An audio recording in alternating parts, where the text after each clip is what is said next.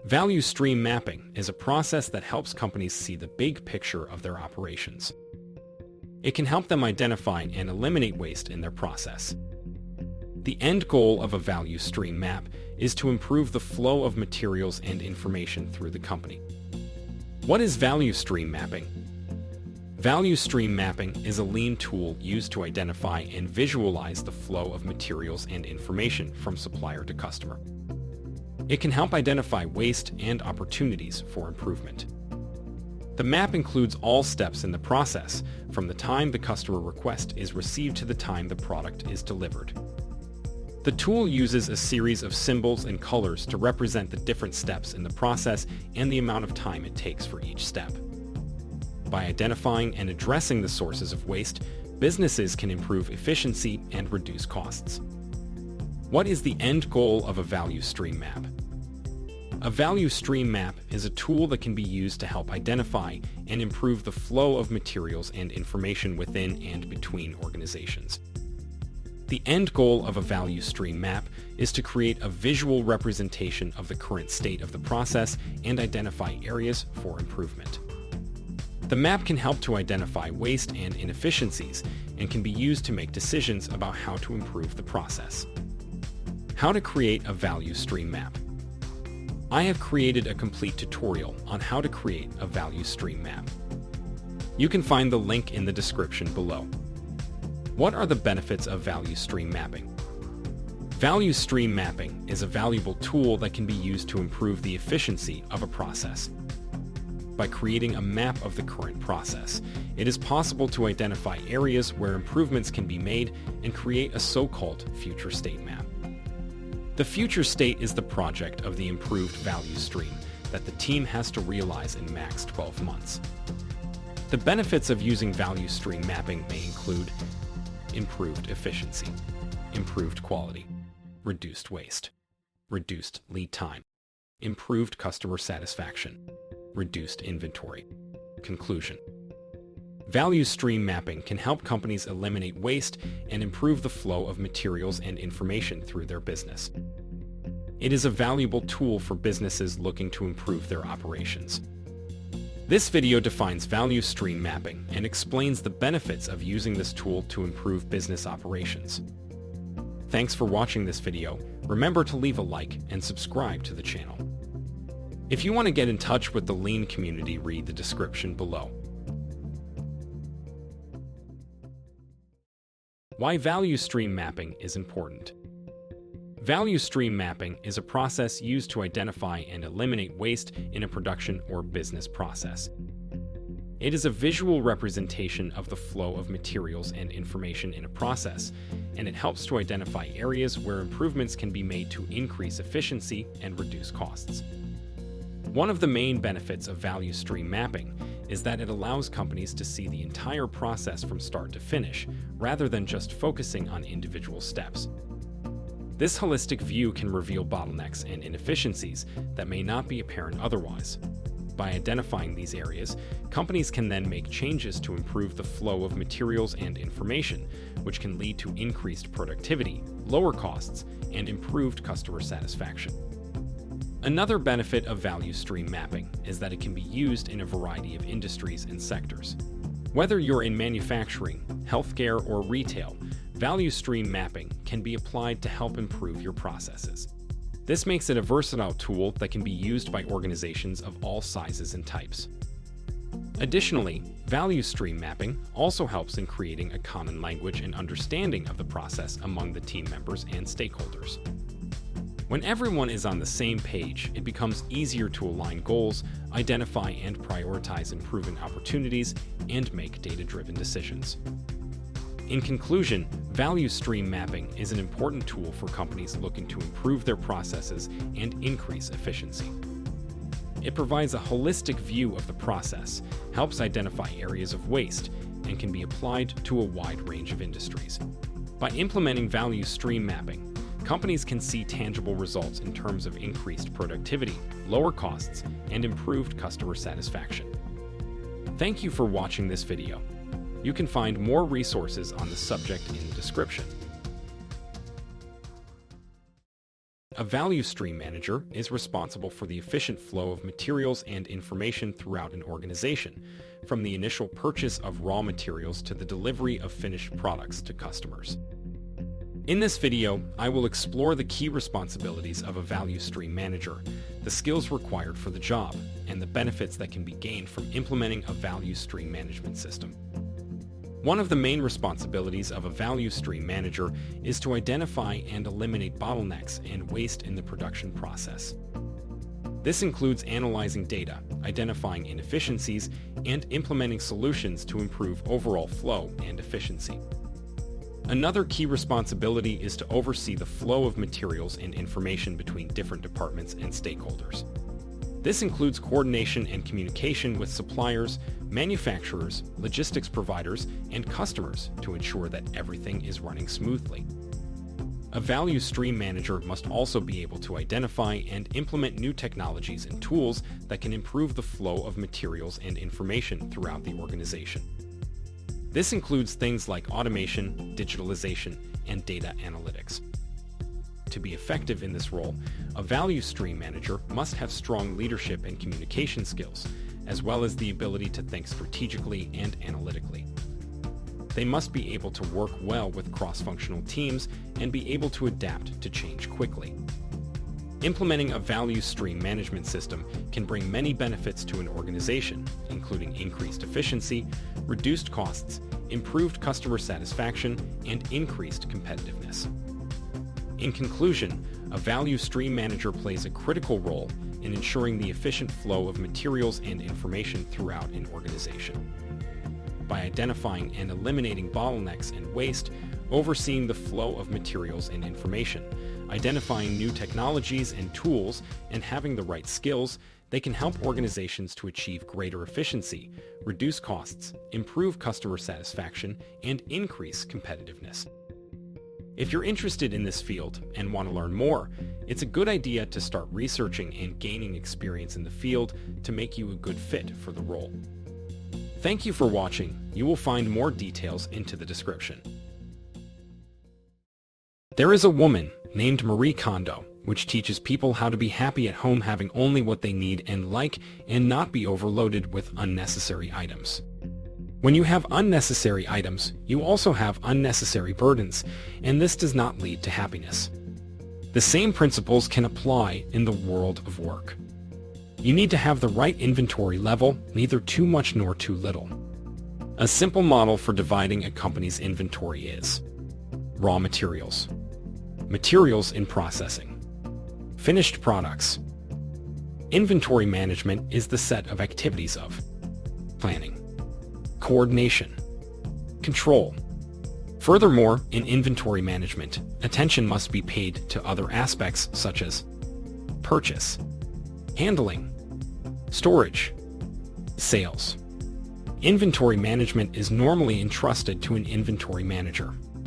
The inventory manager must have the following characteristics. 1. Planner. He must know how to manage the purchase and production of materials in different parts of the world. The goal is the right inventory at the right time. 2. Coordinator. Many departments are involved in inventory management. Purchasing, production, logistics, etc. The inventory manager must coordinate all departments. 3. Controller. The inventory manager must maintain the right level of inventory, which can satisfy the customer's request, but reduce inventory costs. Often these two indicators are conflicting. To meet customer demand and its fluctuations, you should keep a level of extra inventory. On the other hand, the money spent on maintaining this extra inventory represents an additional cost. Conclusion. The key to inventory management is finding the right inventory range to balance customer satisfaction and business costs. You need to have enough inventory, but not too much. The inventory manager must be focused on defining the right inventory level and constantly checking it. No inventory equals no business. In the past, there have been many managers who have pushed the concept of low inventory too much, putting companies and customers in crisis. The key concept is that it is necessary to manage the inventory at the lowest possible level, but always guaranteeing the satisfaction of the customer's demand. The first step is to understand the different types of inventory in depth. Here is the first type of inventory. We ideally start from the entrance to the production process. In this area, there are raw materials, components, and sub-assemblies. Typically, these items are very expensive and you should tend not to have many. On the other hand, we must avoid stopping the production process due to lack of material. The second type of inventory is work in process, also called WIP. The goal is to have a lean production process in order to have this part of inventory as low as possible, guaranteeing the satisfaction of the customer request.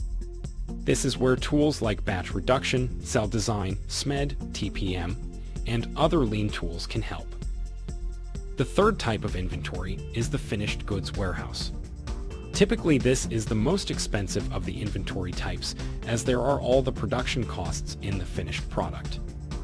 Inventory management of this type is very critical, and the sales and forecasting department plays a vital role in the management.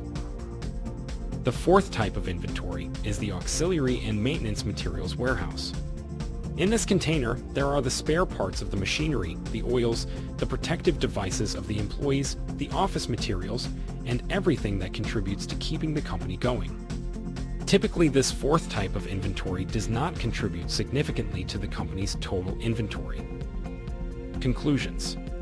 The inventory can ideally be divided into 4 different types.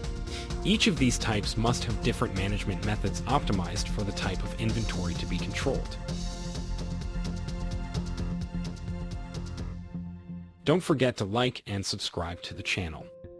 In the description, you will find links for further information on the topic covered in this video. Today we are going to talk about Little's Law. It is one of the simplest but most powerful formulas for understanding flow in lean processes and operations. John Little, a professor at MIT, formulated it to show how 3 key variables are always linked. Work in progress, which means how many items are currently inside a system. Throughput rate, which means how fast items leave the system. Lead time, which means how long it takes before an item is completed and delivered. Little's Law says lead time equals work in progress divided by throughput rate. This relationship always holds in stable systems.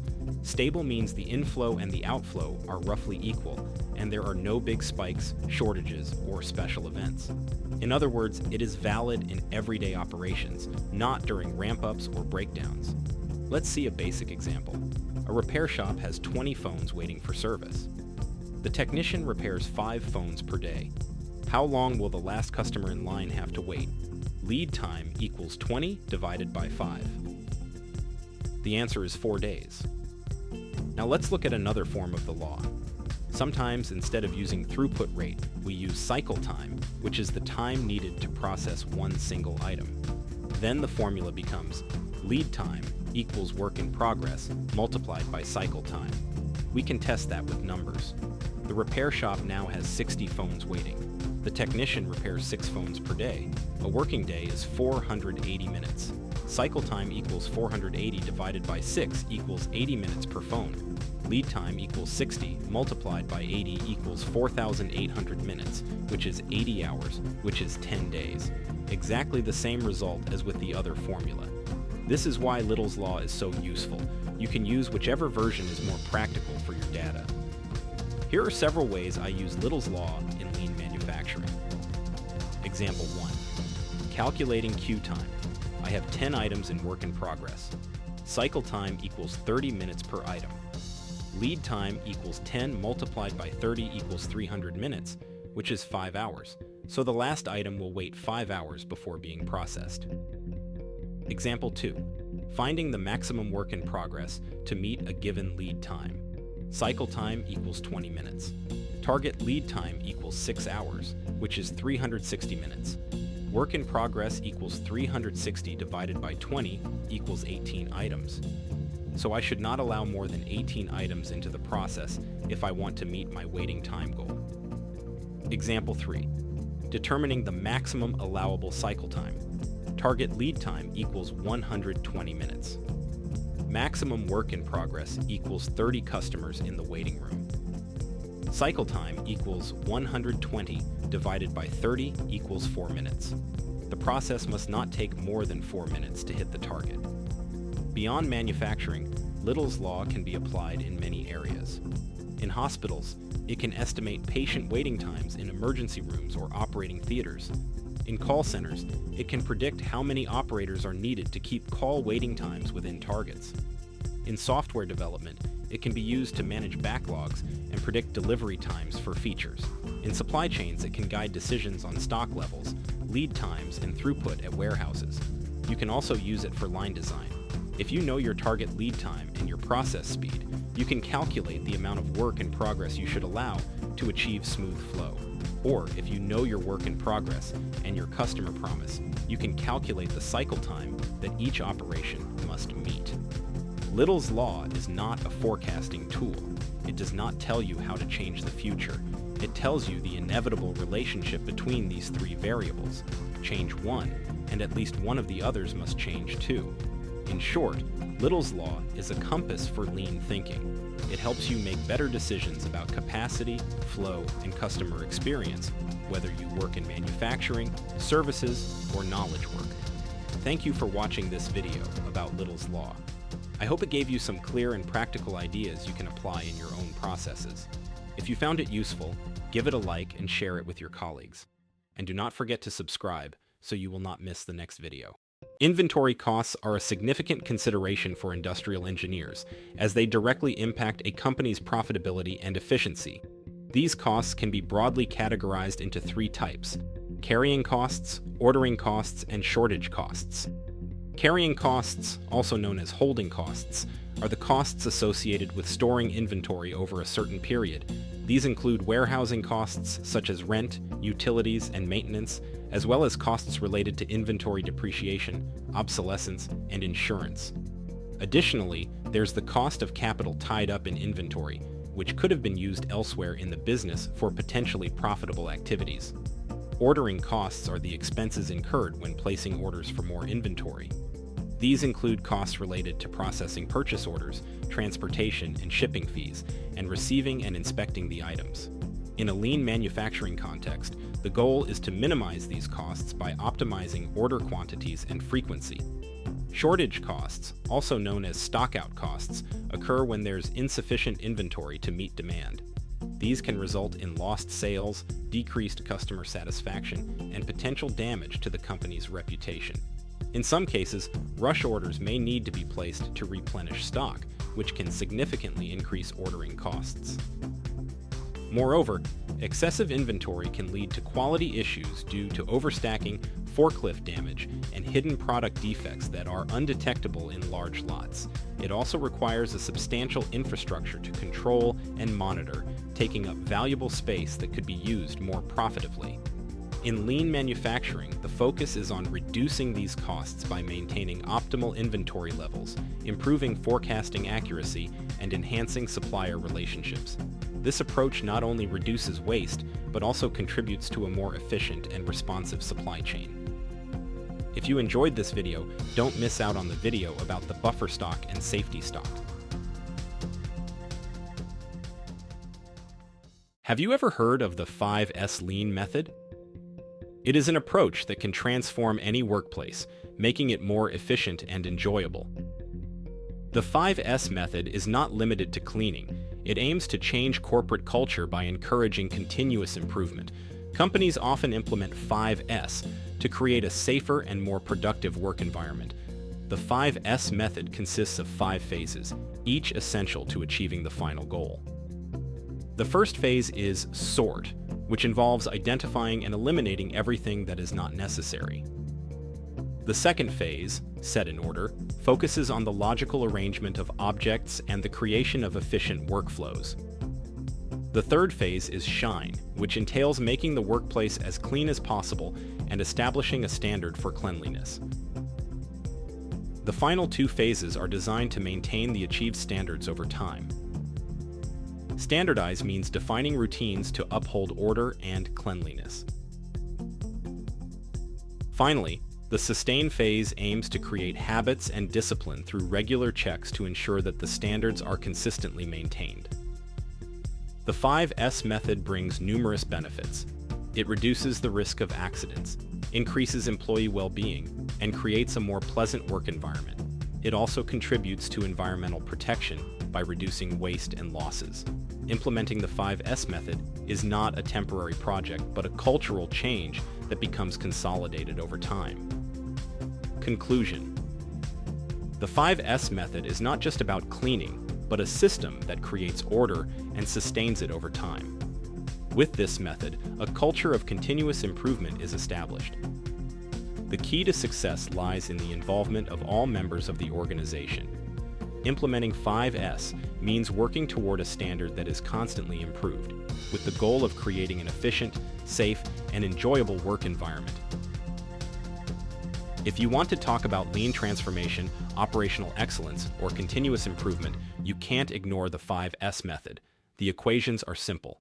No 5S equals no cultural change. No 5S equals no standard work. No 5S equals no cell design. No 5S equals no waste reduction. No 5S equals no lean transformation. This is why you absolutely can't miss this video course. Below you will find links to some resources for further exploration, and don't miss the next video.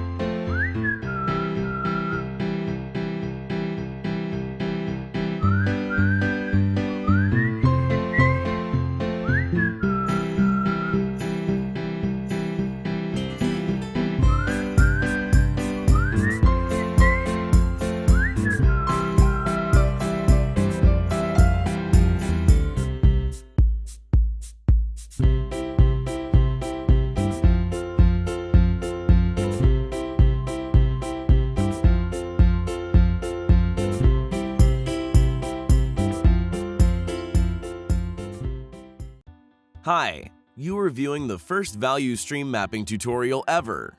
This tutorial will teach you the basics of the value stream mapping, and at the end of these video lessons, you will be able to draw your first value stream map. The tutorial is made of video lessons that will cover the principal elements of the value stream mapping, and in the notes of the video, you will find bonus materials. Each video is a lesson. Let us start here with the first concepts.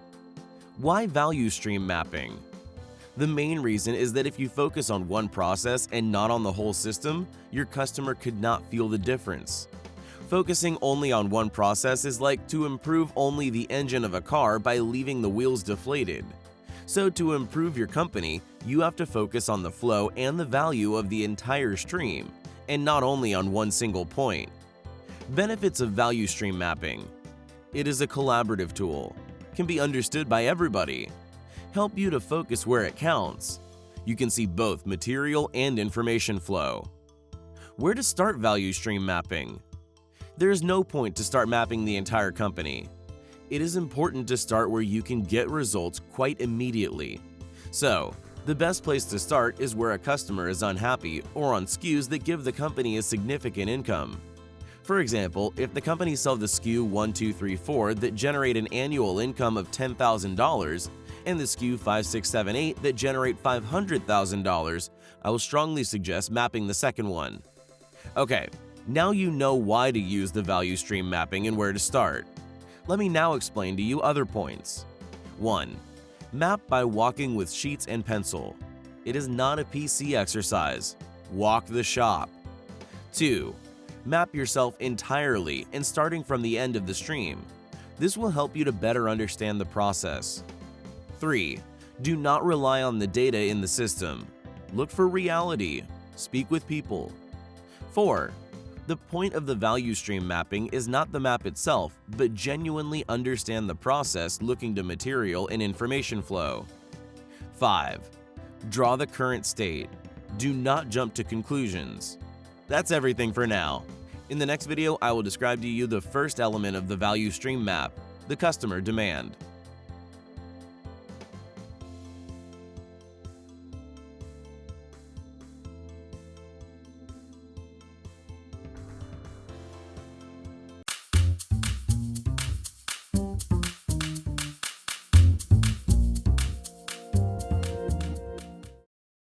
Hi, welcome to the second video on value stream mapping tutorial.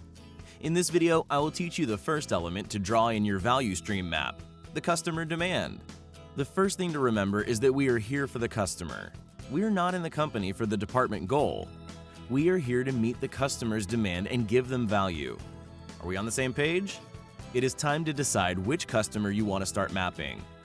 If you remember the previous video, I suggested starting with the customer and the SKUs that pays the bill. To select the SKUs, you have to carry out a Pareto chart and group the SKUs in a product family. In the notes of the video, you can find bonus material on Pareto chart and product family. Now let us imagine you have selected the SKU 5678 that generate $150,000 a year of income. These are the steps you have to follow. 1. Take one A3 sheet and one marker. 2. Draw a symbol of a factory. 3. Write the name of the customer. 4. Write the SKUs you selected. 5. Write the demand, daily, weekly, monthly, depending on the business. Once you have done it, stick this sheet on a wall of your office. Remember, do not use the PC at the beginning. Now I will give you a pro tip. The Customer Demand Survey. Once you have the customer request in front of you, call 3 colleagues that should know the customer demand and ask them to write you an email with the last update. I bet you will be surprised by the answers.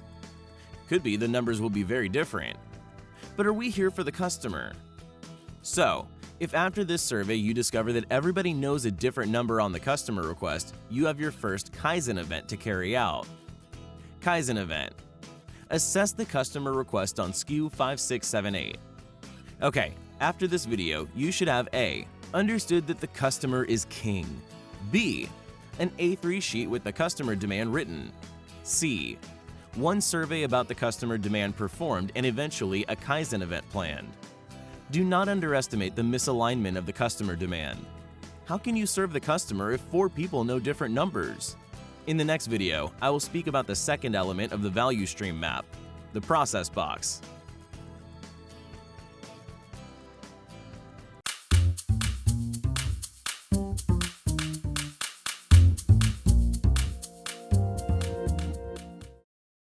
Hi, welcome to the third video of the value stream mapping tutorial. In this video, I will teach you the second element to draw in your value stream map, the basic production process with the process box. The process box indicates a process where the material flow. Do you have to draw every single process? No. The rule of thumb is to draw one process box wherever the processes are disconnected and the material flow stops. If a detailed process map is necessary, you could zoom in later on. The process box has the simple form of a rectangle with a title on the top. Walking into the shop during the value stream mapping, you need to draw the box and collect data that will be the starting point for the future state.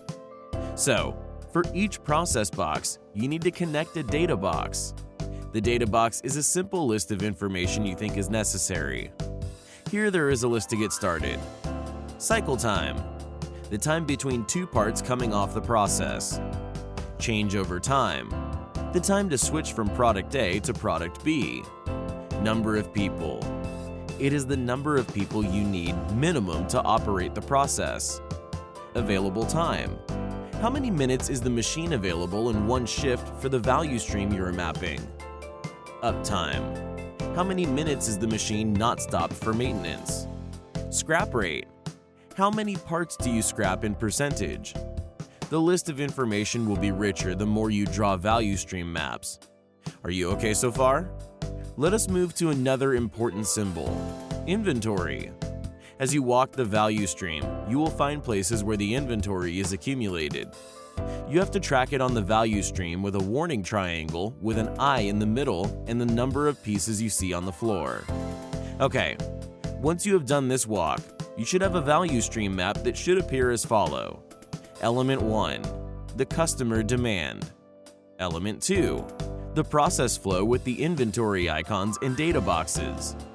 In the next video, I will explain you the third element of the value stream map, the material flow.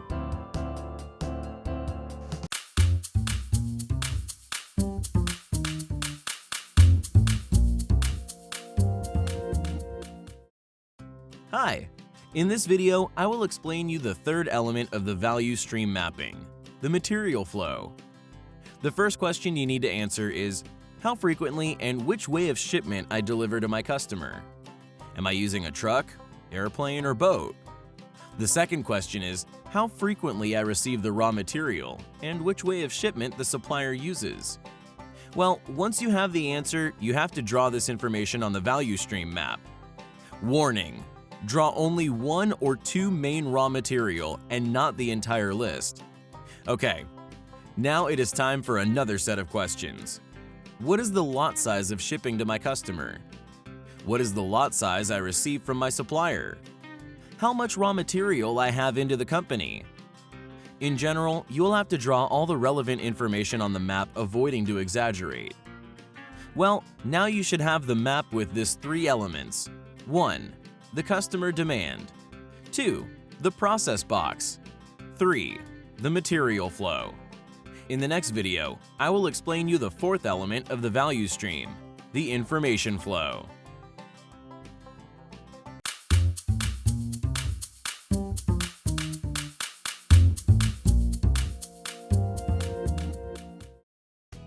Hi, in this video, I'm going to explain the fourth element of the value stream mapping, the information flow.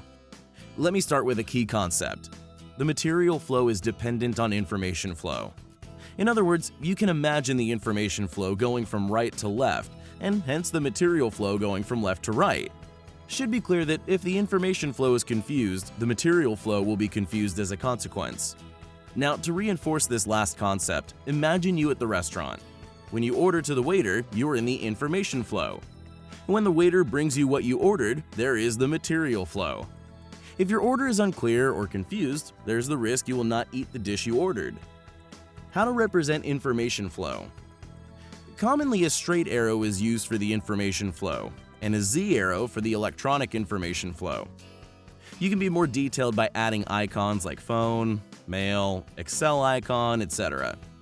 Another important icon to use is a pair of glasses. This icon is used to represent when the shop supervisor counts inventory and makes schedule adjustments based on such information. The information has to be represented in the highest part of the value stream map by connecting 1. Customer to MRP of the company. 2. MRP to supplier. 3. MRP to shop floor. Finally, the last information flow to be represented is between the process boxes. Typically, in the as-is value stream mapping, you have the push system. The push system is normally represented by a thick and black and white arrow. The goal is to transform this push system in a pull system by the Kanban system, or a FIFO lane. Remember to draw the frequency of the information flow. Let me close with a golden rule. If the information flow seems messy, that is probably because it is. Now, the information flow typically covers the highest part of the map. You should have now 4 of the 5 elements of the value stream mapping. In the next video, I will explain the last element, the timeline.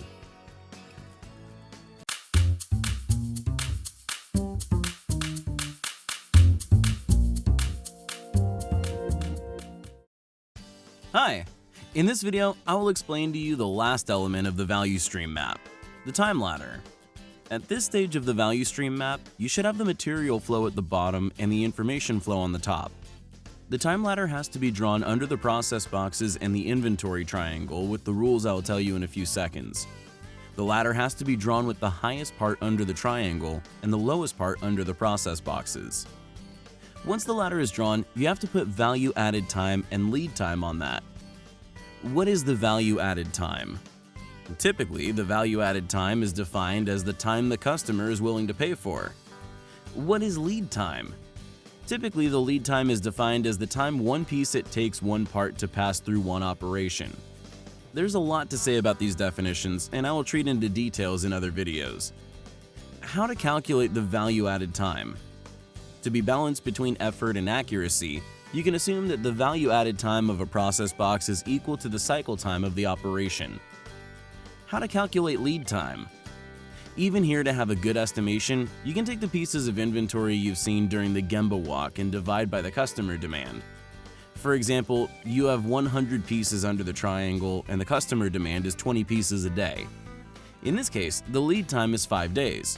Okay, you have to fill all the spaces of the time ladder and then do the sum of the value added time and the lead times. Typically, you will find something like this: 5 hours of value added time and 25 days of lead time. This means that a piece has to wait 25 days to be completed even if the processing time is only 5 hours. This is a ratio of 2.5% between value added and lead time. Quite shocking, is it not? Record the time information, the date and the name of the team, and you will have your first value stream map complete. What I have explained to you so far are the steps to create the current state value stream mapping. In the next video, I will explain to you how to start creating the future state value stream mapping.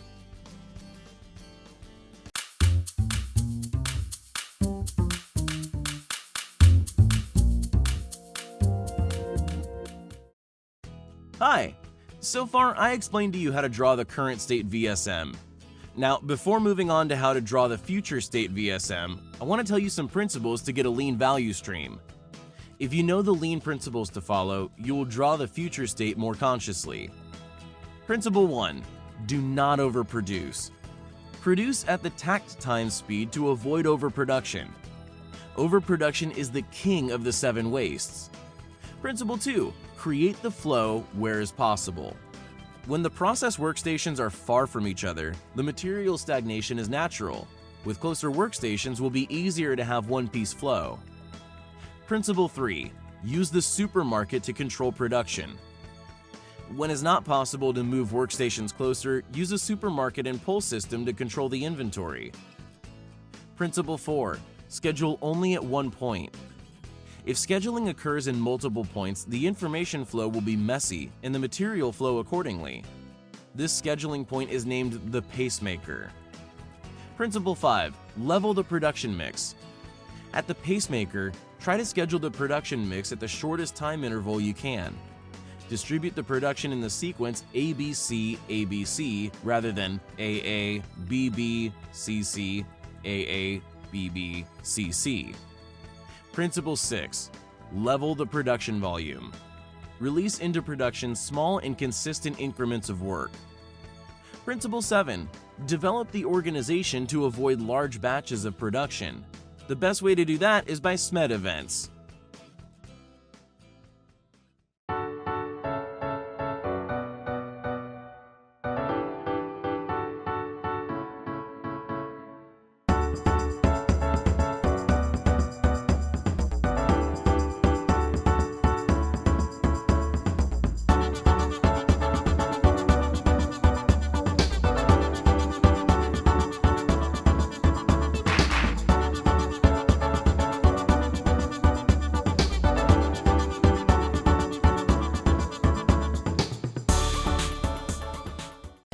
Let us start with the purpose of the future state VSM.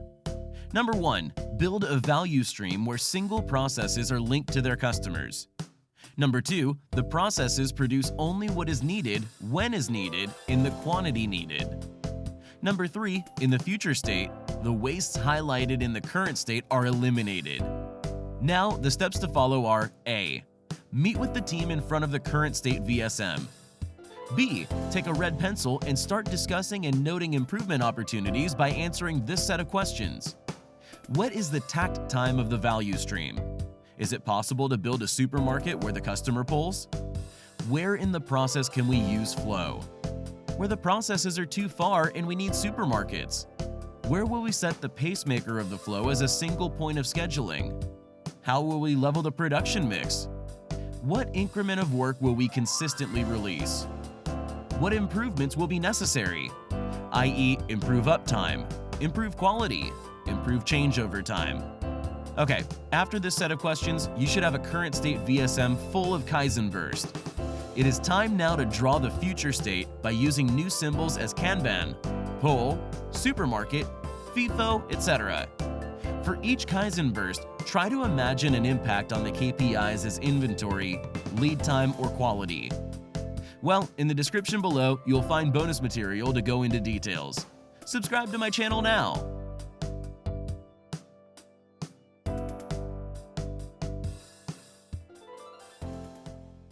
Visual management is a key principle in lean manufacturing that emphasizes the use of visual aids to communicate information quickly and effectively within a workplace. The goal is to make the state and performance of the workplace immediately apparent and understandable, even to an untrained observer. This principle is based on the idea that people absorb information better through visual cues, and it aims to increase efficiency, productivity, and safety in the workplace. Visual management tools can range from simple signs, labels, and color coding to more complex visual displays like charts, graphs, and digital dashboards. These tools are designed to provide real-time information about the production process, including progress towards targets, workflow status, and identification of issues or bottlenecks. For instance, a color-coded system could be used to quickly identify different types of inventory or tools. A visual production tracking chart could show the progress of jobs through the production line, making it easy to see if any jobs are delayed or if there are any bottlenecks. One of the key benefits of visual management is that it can help to quickly identify deviations from the standard, allowing for immediate corrective action. It also encourages greater employee involvement by making the state of the workplace visible and understandable to all. However, it's important to note that visual management is not just about putting up signs or charts. It's about creating a workplace where information is transparent and easily accessible, where problems are made visible and can be addressed promptly, and where continuous improvement is a shared responsibility. If you enjoyed this video, don't miss out on the video about the lean principles and tools.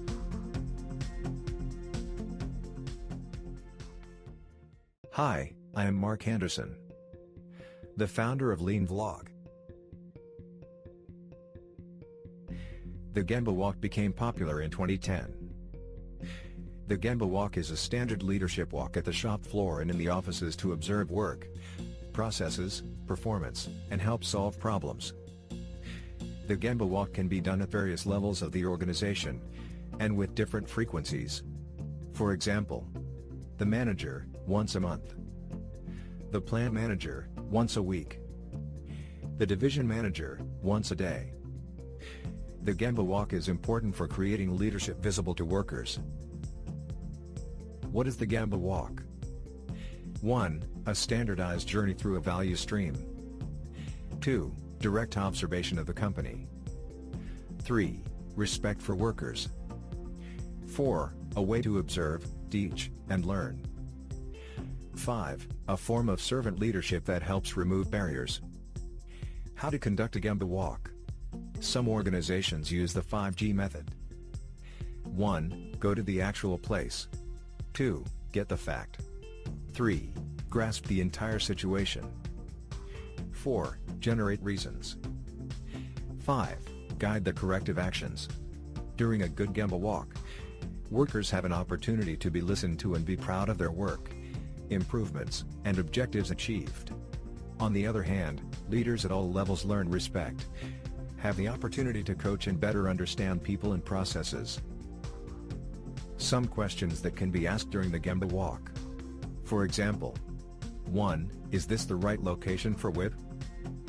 2. Can you tell me something that works and one that doesn't work? 3. Can we reduce the time for filling in documents?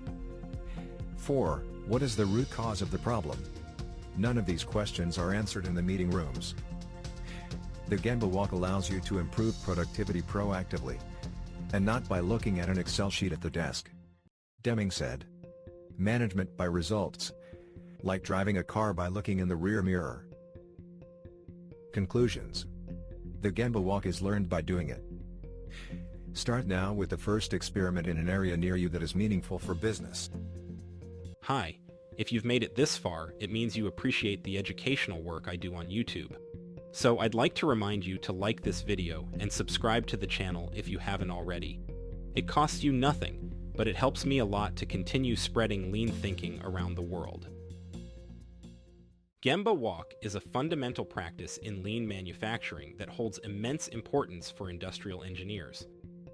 The term Gemba is a Japanese word that translates to the real place, referring to the place where value is created, such as the production floor in a manufacturing facility. The primary purpose of a Gemba Walk is to observe, understand, and ultimately improve the processes that occur on the shop floor. It allows engineers to see firsthand how work is done, rather than relying on reports or secondhand accounts. This direct observation helps to identify inefficiencies, bottlenecks, and waste that might not be apparent from a distance. Gemba Walks also foster a culture of continuous improvement. By regularly walking the floor, engineers can track the progress of implemented changes and gauge their effectiveness. It provides an opportunity to see if improvements are sustained over time or if old habits resurface, which is crucial for the long-term success of lean initiatives. Moreover, Gemba Walks facilitate better communication and collaboration between management and frontline workers. It provides a platform for engineers to engage with operators, understand their challenges, and gain insights that might not surface in formal meetings. This interaction not only aids problem solving, but also builds mutual respect and trust, which are vital for a successful lean transformation. Lastly, Gemba Walks embody the principle of go-see in lean thinking. It encourages decision-making based on empirical evidence gathered from the source, rather than assumptions or hearsay. This practice leads to more informed, effective decisions that enhance the overall performance of the manufacturing process.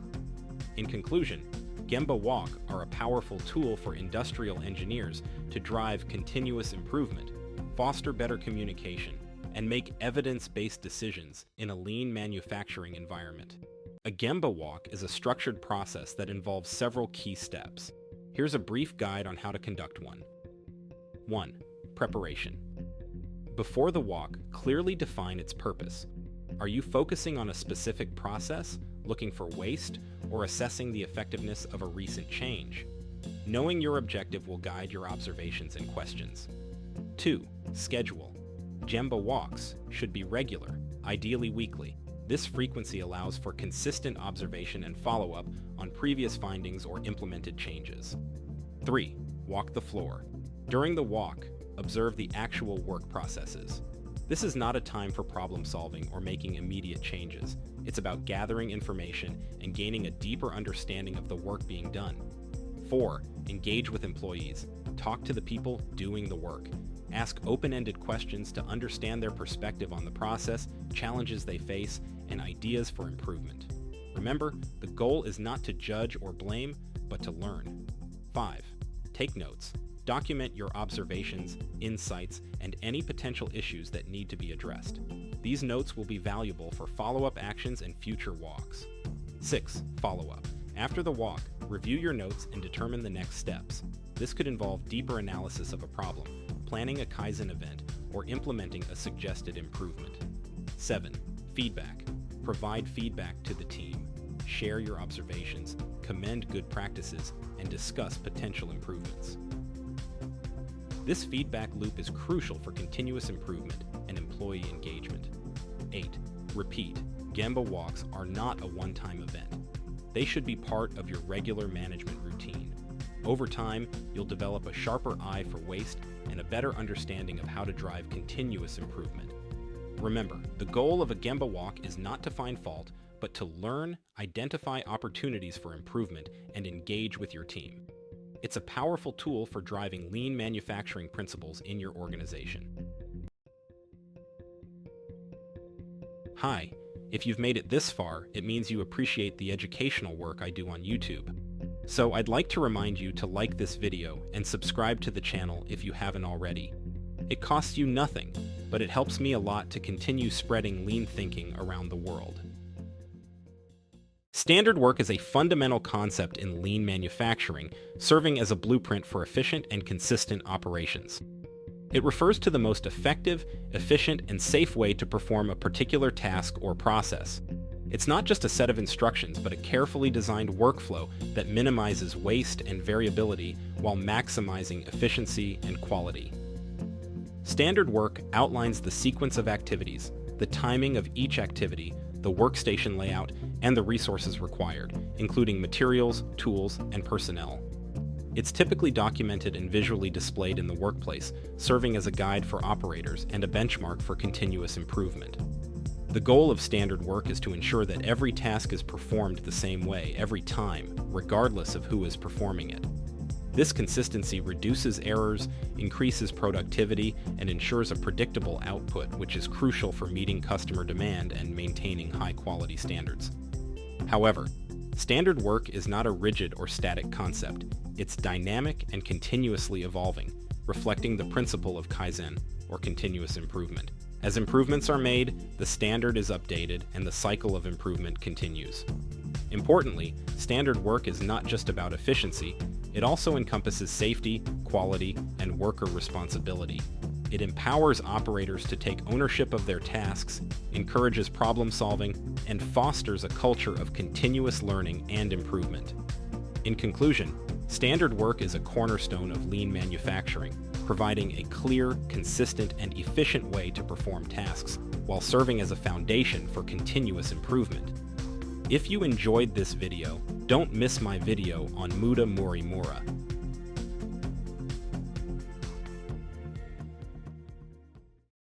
The plan, do, check, act cycle is also known as plan, do, check, adjust. This cycle is also called the Deming cycle after William Deming, who was a promoter and popularizer. It is the most used of the improvement cycles. I must emphasize that perhaps it is also not understood in depth by many organizations. In particular, there is a tendency to spend a lot of time in the do phase, forgetting almost completely the plan, check, act phases. The PDCA cycle is a scientific method. Deming pointed out that the 4 phases had to be balanced. It is not correct to go fast on the plan, to spend a lot of time on the do, to skip the phase of check, and to spend little time on the act phase. The PDCA cycle is considered one of the fundamental pillars of the Toyota production system. Deming argued that organizations should think about change and improvement like a scientific experiment. They should make assumptions, observe phenomena, perform experiments, and learn from failures by refuting hypotheses. Let's now go into the details of each phase. Step 1. Plan. The plan phase is not just about planning what to do. This phase also has the purpose of communicating, detailing the purpose of the activity, discussing, and building consensus. Hypotheses about the desired outcome must also be formulated during this phase to be critically reviewed in the check phase. The plan phase is also used to plan the cycle execution times. It is said that the approach of Japanese companies is to spend a lot of time planning in order to have a faster and smoother implementation. Even Einstein was of this opinion when reading a famous aphorism of him. If I had only 1 hour to save the world, I would spend 55 minutes defining the problem and only 5 minutes finding the solution. Step 2. Do. This phase, if you took adequate time in the previous phase, should go well and quickly. In summary of this phase, the planned improvement must be realized, usually in a prototype stage. Step 3. Check. This phase is of vital importance for an organization that wants to become a learning organization. Very often, it is a phase that is skipped and many learning opportunities are missed. Here are some questions for a good check phase. Is it working as you predicted? Did it work out as planned? If not working as planned, what caused the gap? What we can learn from this experience? Step 4. Act. This step is also called adjust. If we have worked well, we will be able to standardize the goals achieved. The new standard achieved must reflect the best process currently obtainable. Clearly, the process will not be frozen forever. You have to think of improvement as a continuous movement from a standard to a better standard. This continuous cycle is triggered by another iteration of the PDCA cycle. Conclusions. The PDCA cycle is believed to be the basic improvement cycle. The overlaps of the phases of the PDCA cycle with other improvement cycles, such as 8D, Six Sigma, and A3 problem solving should be evident. Regardless of the improvement cycle you would like to adopt, remember that discipline in not jumping the steps is fundamental, and you have to dedicate the right time for each phase.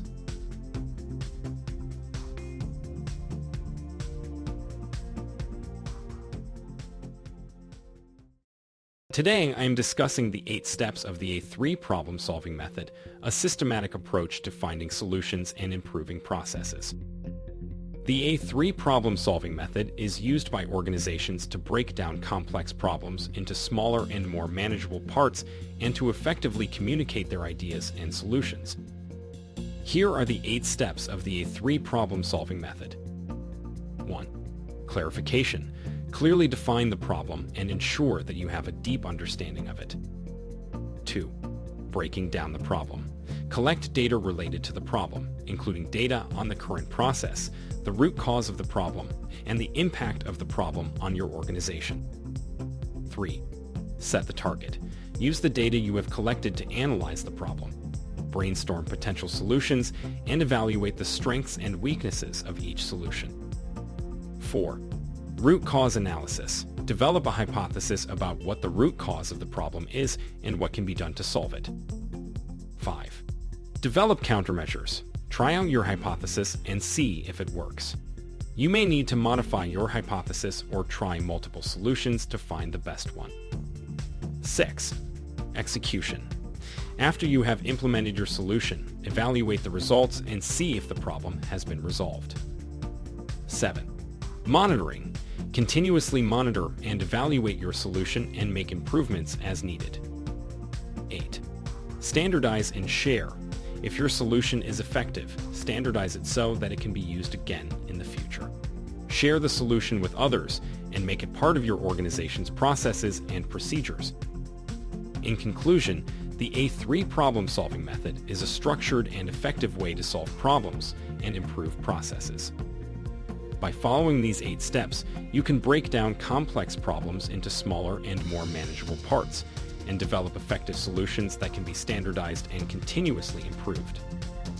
Thank you for watching. You will find more details in the description.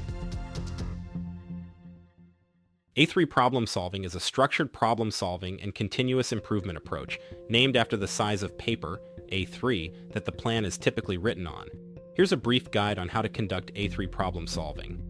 1. Problem identification. Clearly define the problem you're trying to solve. This should be specific, measurable, and time-bound. 2. Current situation analysis. Document the current situation. This could involve process mapping, data collection, and other forms of analyses. The goal is to understand the process as it currently exists and where the problem lies. 3. Goal setting. Define your target condition or the desired outcome.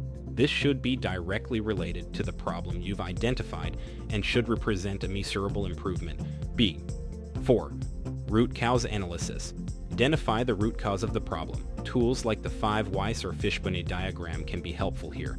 The goal is to understand the underlying cause of the problem, not just the symptoms. 5. Countermeasures. Develop countermeasures to address the root cause. These are the actions you'll take to solve the problem. They should be specific, actionable, and directly related to the root cause. 6. Implementation. Implement the countermeasures. This could involve changes to processes, training, or other actions. Monitor the implementation to ensure it's carried out as planned. 7. Evaluation. Evaluate the results of your countermeasures. Have they achieved the desired outcome? Use data to assess the effectiveness of your actions. 8. Follow-up actions. Based on your evaluation, determine any necessary follow-up actions. This could involve adjusting your countermeasures, addressing additional root causes, or standardizing successful improvements. Remember, A3 problem solving is a cyclical process. Even after you've implemented solutions, it's important to continuously monitor your process and make improvements as necessary. It's not just about solving individual problems, but about continually improving your processes. Thank you for watching this video, and don't forget to watch my other videos on problem solving.